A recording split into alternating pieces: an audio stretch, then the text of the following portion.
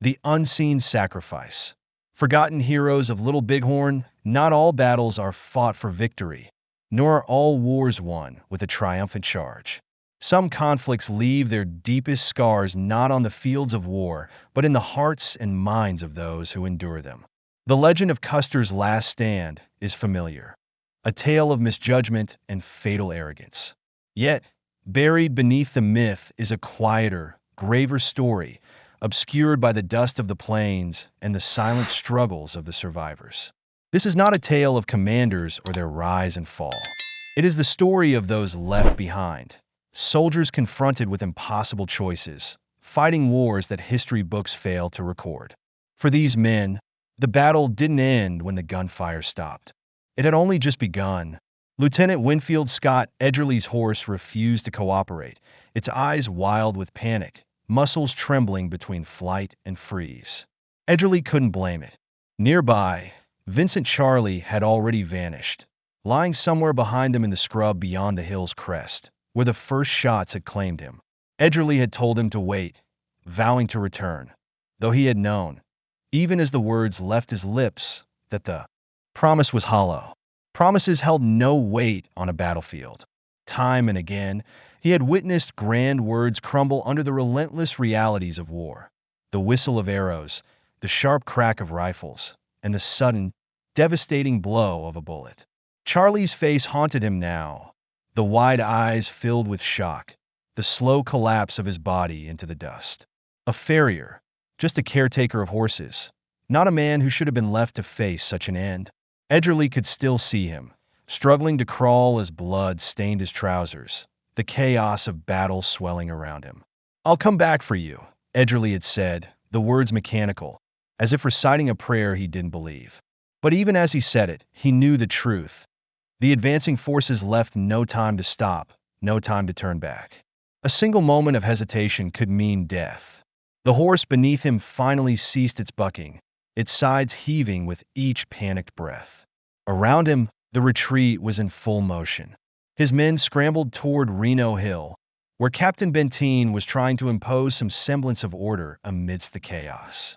Behind them, a dust cloud marked the swift approach of the Indian warriors, their triumphant cries slicing through the air. Beside Edgerly, Sergeant Thomas Harrison's ever-present grin had vanished, replaced by a grim set to his jaw. He glanced back at the ridge they had abandoned, as if searching for Charlie. "You think we'll make it?" Harrison had joked earlier, but the words carried no humor now. Edgerly couldn't respond. His thoughts were consumed by Charlie, by the desperate reach of a dying man who had hoped against hope that someone would return for him. But Edgerly hadn't returned. He wouldn't. He couldn't. Survival demanded otherwise. The remains of Weir's company, the battered survivors of their failed attempt to reach Custer, were all running now. Earlier, the charge had seemed so right, the wind stinging their faces as they rode with purpose. Weir, bold and impulsive as ever, had led the charge without orders, driven by the echoing gunfire downstream. Custer needed them. The pull toward the battle had been irresistible, a shared urgency coursing through every man. But Weir's daring had brought them deeper into ruin. The sun was setting now, casting long shadows across the plains as Edgerly realized the fight had been lost. Before it began, the reckless advance had achieved nothing but more death. Men like Charlie left behind, more sacrifices swallowed by the chaos. Dust clung to Edgerly's skin, mingling with sweat and the coppery scent of blood. Around him, his men bore the hollowed expressions of those who had seen too much. They had been taught to believe in their invincibility, drilled into believing the 7th Cavalry always emerged victorious. But the battlefield had little care for their beliefs. "We should never have left him," Edgerly muttered, unsure whether he spoke to Harrison or himself. The sergeant didn't respond. The silence between them was louder than words. Ahead, Reno Hill rose like a sanctuary in the fading light. The remnants of the company staggered toward it, seeking a fleeting reprieve from the relentless pursuit. Edgerly could see Benteen's men already forming a defensive line, their rifles bristling behind makeshift barricades of rocks and supplies. Captain Miles Moylan tended to the wounded, his hands bloodied as he bandaged a soldier's leg. Moylan had always cared for his men, leading not just by command, but through his compassion. Edgerly slid from his saddle, his legs shaking from hours of battle. Around him, his men settled into their positions, the wounded moaning softly as the wind carried their pain. He admired Moylan's strength, but felt the weight of his own failures pressing harder. Charlie should never have been left behind. "We'll hold here," Edgerly said, though the words were bitter in his mouth. It wasn't a plan, barely even a defense. It was survival. Nothing more, a futile attempt to delay the inevitable. Benteen approached, his face grim as his eyes swept the horizon. "They'll be back," Benteen said flatly. "And when they come, we need to be ready." Edgerly nodded, knowing there was no other choice. The Indians were regrouping, their warriors preparing for another assault. They had tasted blood and would not stop until the 7th was annihilated or driven from the plains. Around him, his men crouched behind barricades, their faces pale with exhaustion and fear. The faint drumbeat of hooves and distant cries of warriors carried on the wind, growing louder with each passing moment. "You think we'll make it through the night?" Harrison finally asked, breaking the heavy silence. Edgerly didn't answer. The truth was he didn't know. The battle wasn't over. Not for them, not yet. The weight of command. A night of reckoning. Edgerly knew he couldn't let the men see his doubt. He straightened, forcing a resolve into his voice that he didn't feel. "We'll hold," he repeated, this time with more conviction. "We'll hold." Harrison gave a slow nod, but the unease in his eyes betrayed the same fear they all felt. The odds were stacked against them, outnumbered and outmaneuvered. The enemy had the advantage of numbers, terrain, and the element of surprise. They could strike from any direction, and the soldiers wouldn't have the luxury of regrouping. Time dragged mercilessly. Every minute felt stretched into an eternity. The wounded were tended to as best as supplies and energy allowed, but resources were dwindling, and even Moylan's steady hands couldn't perform miracles. Edgerly leaned back against a jagged rock, his rifle resting across his knees, and let his mind wander to the events of the day. The desperate charge, the chaos of gunfire, the agonizing cries of the dying. It all looped endlessly in his thoughts. And always, Charlie. Charlie's face was seared into his memory, a haunting specter he knew would follow him for the rest of his life. When Edgerly closed his eyes, the image only sharpened. Charlie's wide, terrified eyes, his hand outstretched in vain hope. "I'll come back for you," Edgerly had promised, but even as the words left his mouth, he had known they were a lie. Now Charlie was dead, or dying, left behind like so many others who had fallen that day. The wind keened through the canyon, carrying faint echoes of the enemy's movements. Edgerly's grip on his rifle tightened, though he knew it wouldn't be enough when the attack came. Somewhere in the darkness, the enemy waited, silent and calculating. The fire crackled softly, casting shifting shadows that danced over the haggard faces of his men. Around him, they rested uneasily, some pretending to sleep, but all acutely aware of what lay ahead. They were soldiers accustomed to danger, but this felt different. This felt final. Above, the stars wheeled indifferently across the sky, their cold light far removed from the suffering below. Edgerly watched them, his body heavy with exhaustion and his mind numbed by grief and guilt. He thought of the home he had left behind, of the promises made to his family, promises he had failed to keep, promises like the one he'd made to Charlie. Somewhere in the distance, a lone coyote howled, its mournful cry piercing the night's stillness. Edgerly closed his eyes again, but the memories came rushing back, unrelenting. The battle might have ended, but the war within him was just beginning. Time, he had learned, bent in the midst of battle. What felt like hours were often mere moments, and the quiet between skirmishes stretched unbearably. Captain Thomas had no patience for such stillness. The delay gnawed at him like a wound, the faint gunfire from Custer's position growing weaker with every passing second. He gripped the reins of his horse tighter, the tension radiating through his frame. Out there, somewhere in the dust and smoke, Custer was fighting. And Custer needed him. Weir had always been a man of instinct, quick to act and slow to question. Years of chasing glory had sharpened his senses, and he felt it now, a certainty deep in his bones. If he waited any longer, if he hesitated, something irreversible would happen. He had seen the cost of indecision too many times before. Leaders who faltered, who second-guessed themselves, often ended up burying their men. Weir refused to be one of them. "We ride," he said, his voice hard and final, like a hammer striking an anvil. No one argued. His men trusted him, or at the very least, they respected the authority he wielded. D Company had always followed him without question, trained to act decisively, not to linger. Weir needed no approval from Reno or Benteen. The situation was clear enough. On Reno Hill, the stillness was suffocating. The men waited, their silence more oppressive than the distant rattle of gunfire. Weir's eyes were fixed on the horizon, where faint dust clouds marked the battle's heart. Somewhere out there, Custer and his 5 companies were fighting for their lives. If Weir squinted, he could almost imagine he saw them. Flashes of rifle fire, the frantic motion of men locked in desperation. It wasn't imagination. The desperation was real. Custer wouldn't hold out much longer without help. Edgerly stood nearby, his gaze also locked on the distant scene, his expression tinged with doubt. Weir noticed but didn't acknowledge it. There was no room for hesitation now. Action, not reflection, was what the moment demanded. Without a word, Weir nudged his horse forward, setting the pace for what was to come.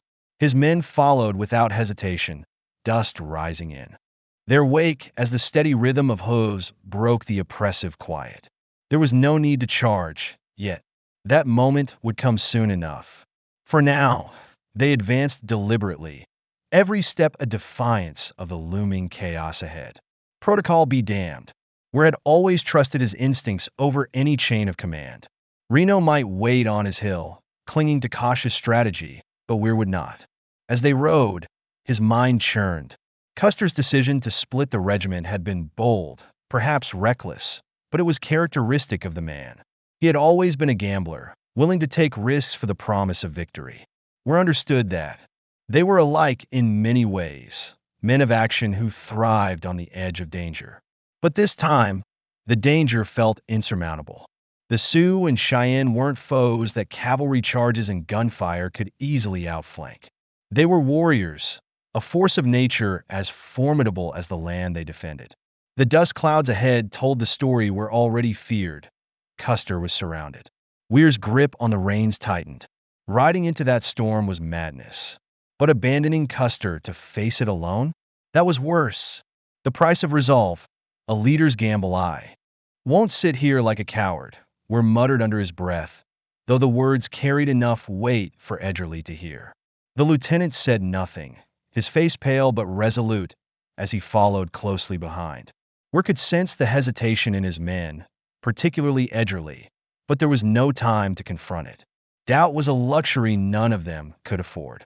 On this ride, every man had to bury his fears beneath the harsh reality of survival. The terrain was merciless. Rolling hills and jagged outcrops offering little cover as the sun bore down, unyielding and oppressive. Its rays baked the earth and cast elongated shadows that stretched like ominous fingers across the landscape. The air was stifling, thick with heat, but Weir barely noticed. His focus was unshakable, fixed on the rising plumes of dust and the faint echoes of battle drifting from the valley ahead. For half an hour, they rode with grim determination until they crested the Weir Peaks. From this vantage point, the devastating truth of the battle below was laid bare. Smoke and dust hung heavy in the air, shrouding the chaos but not enough to hide the grim spectacle. Through the haze Weir could make out the movement of men and horses, though distinguishing friend from foe was nearly impossible. One thing was certain, Custer's forces were losing. The enemy's numbers were staggering. Hundreds, perhaps thousands, of warriors surged through the valley like a relentless tide. Weir's mouth went dry as he urged his horse up the ridge, Edgerly and the rest of D Company close behind. When they reached the summit, the scene before them crushed whatever faint hope they had clung to. The battlefield was a swirling tempest of dust, galloping horses, and the sporadic flashes of gunfire. For a fleeting moment, Weir thought he saw Custer, his unmistakable golden hair glinting in the sunlight, surrounded by a handful of desperate men. But the image vanished as quickly as it appeared, swallowed by the encroaching tide of warriors. "We have to get down there," Weir growled, his voice edged with desperation. "Sir, there's no way we'll reach them in time," Edgerly interjected, his tone cautious but firm. "We'd be cut down before we made it halfway." Weir ignored him. There had to be a way. There was always a way. He refused to accept defeat, to stand idly by as Custer's fate was sealed. "Not like this," he muttered, more to himself than to anyone else. "Sir," Edgerly pressed, his voice rising with urgency, "look at them. It's a slaughter." Weir clenched his jaw, refusing to acknowledge the truth that lay before him. The soldiers in the valley were already overwhelmed, their lines shattered and scattered. The Indian forces had them encircled, methodically closing in for the kill. It wasn't just a battle anymore. It was a massacre. Doubt, cold and insidious, clawed at Weir's resolve. He had ridden out convinced he could change the course of the fight, that his actions could tip the scales. But now, the grim reality stared back at him, undeniable and unyielding. There was no saving Custer. Not today. Weir's thoughts flickered to Benteen, steady and calculating, still back at Reno Hill. Benteen, who had always favored caution over impulse. Perhaps that was why Benteen remained alive while Custer fought for his life below. But where wasn't Benteen? He wasn't built for caution. He thrived on action, on bold moves and calculated risks. That was why he was here, standing on the precipice of disaster, while others chose to stay behind. "We should fall back," Edgerly said quietly, his eyes still fixed on the carnage below. Weir turned to him, fury flashing in his eyes. "We don't fall back, Lieutenant. Not while our commander is down there fighting for his life." Edgerly didn't flinch. "If we ride down there, we're dead. All of us. There's nothing we can do." Weir's grip tightened on his reins, his knuckles white. He didn't want to hear it, didn't want to accept the finality of what was unfolding. He had come here with a purpose, a plan, but the battlefield had no regard for plans or purpose. It answered only to chaos. For a long moment, Weir stared at the valley, his heart hammering in his chest. The dust was thicker now, muting the sounds of battle, as though the fight itself was slipping away. Finally, the fire in his eyes dimmed. He exhaled, the fight leaving him in a heavy sigh. "We can't just leave them," he said, his voice quieter, subdued. Yet even as he spoke, Weir knew that leaving was exactly what they would do. "We'll hold this position," he said at last. "We wait for Benteen. Maybe he can make a difference." Edgerly nodded, though the hopelessness in his expression betrayed his thoughts. The grim reality had settled over them, leaving no room for illusions. They had been too late, and everyone knew it. As minutes dragged by, each one more unbearable than the last, Weir kept his gaze locked on the valley. Slowly, the dust began to settle, revealing the brutal truth beneath it. Custer's companies were gone, wiped out by the overwhelming force of the Indian onslaught. Behind him, D Company dismounted, their faces pale and grim as they set up defensive positions along the ridge. They weren't going anywhere, not until Benteen arrived. The sun dipped lower in the sky, casting long, mournful shadows across the battlefield. When Benteen's forces finally arrived, their weary faces reflected the toll of the day's fighting. Benteen rode at the front, his expression unreadable as he surveyed the valley below. "We've lost them," Weir said quietly, as Benteen pulled up beside him. Benteen nodded, his gaze steady. "We were never going to save them." The truth of it stung, though Weir had already accepted it. They had failed. Custer was gone, and with him, any hope of victory. For a long while, the two men sat side by side, watching as darkness crept over the battlefield. Weir had always believed in action, in charging forward, in never backing down. But now, as night closed in around them, he wondered if he had been wrong all along. Perhaps Benteen's caution had been the wiser path. Perhaps there were battles that simply couldn't be won. But it was too late for that now. All that remained was the long, silent ride back to Reno Hill, burdened by the knowledge that they had been too late, not just to save Custer, but to change anything at all. The cost of glory. A retreat in shadows where had ridden out with dreams of saving Custer, of being the hero whose name would echo through history. Instead, he had led his men to the very brink of death. His voice was barely audible above the restless murmur of the wind. "They'll come soon," he said, his tone heavy with grim certainty. "They'll come for us next." Edgerly felt a chill creep down his spine. He knew he was right. The Indians had tasted victory, and they would not leave the job unfinished. There was no escape, no cavalry on the horizon to save them, only the harsh reality of the battle that lay ahead.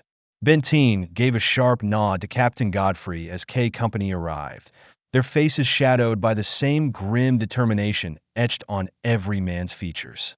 The soldiers of K Company spread along the ridge, blending seamlessly with the weary forces of Weir and Edgerly. Behind them came French's M Company, their arrival offering a fleeting sense of strength and unity. Benteen's voice was quiet, almost resigned, as he spoke. "We make our stand here." It was more a statement of fact than a command, a solemn acknowledgement that this ridge would be their final line. There would be no retreat. Edgerly crouched behind a low rock, his rifle balanced across his knees.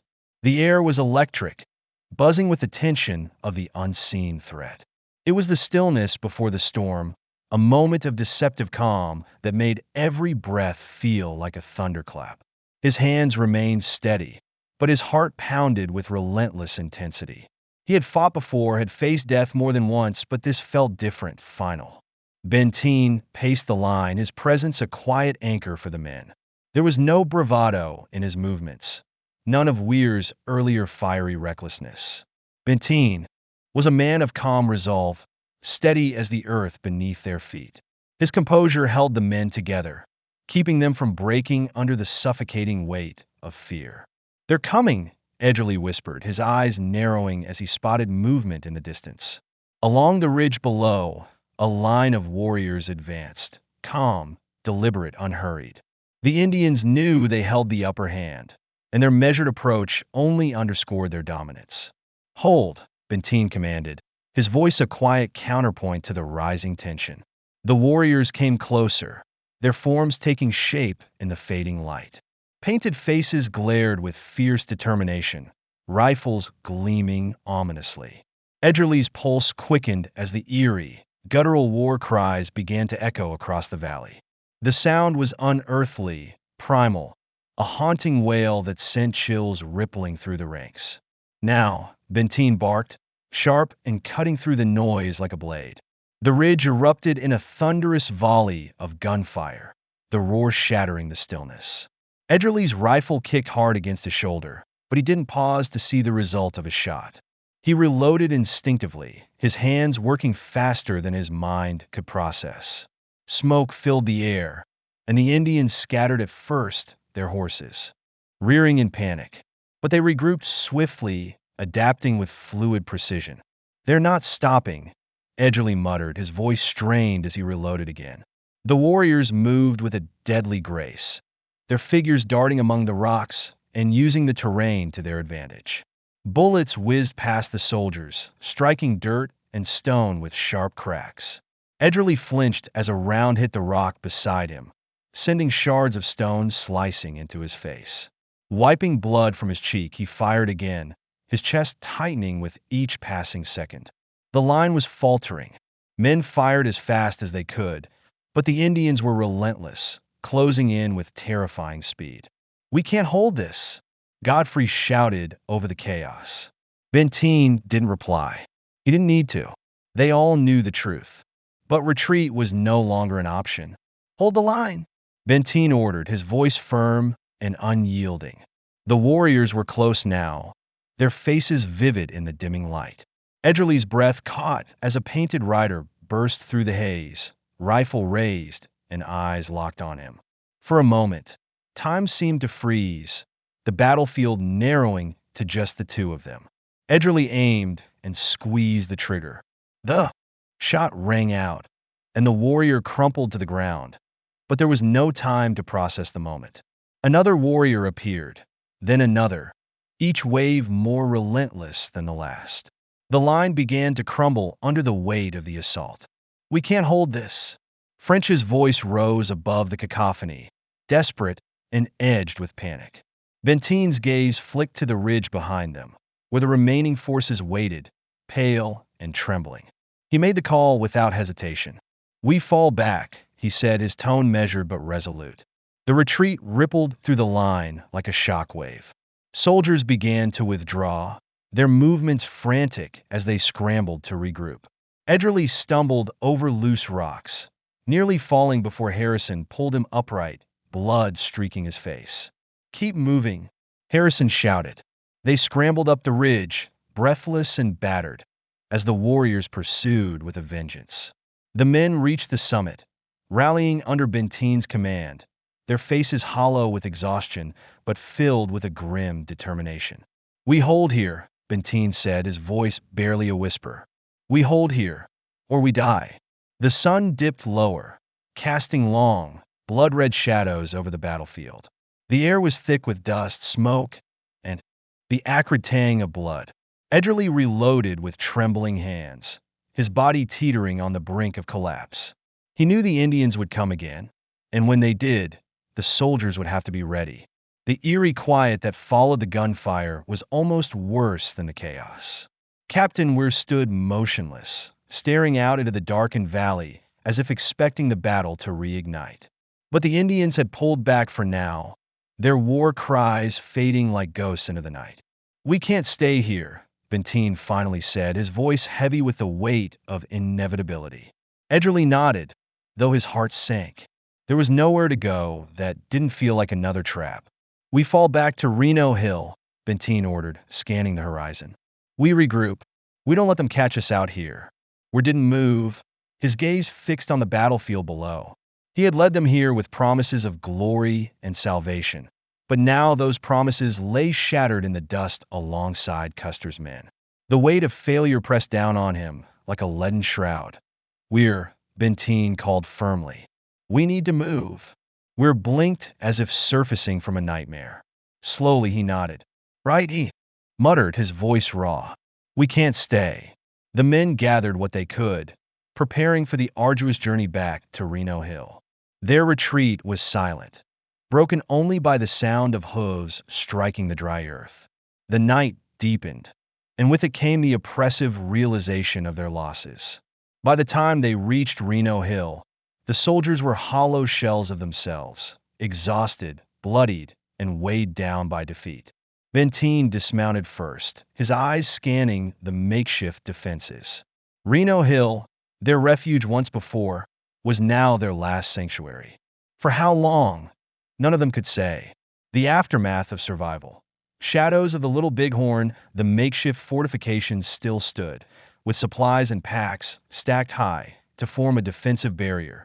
But everyone knew they wouldn't hold forever.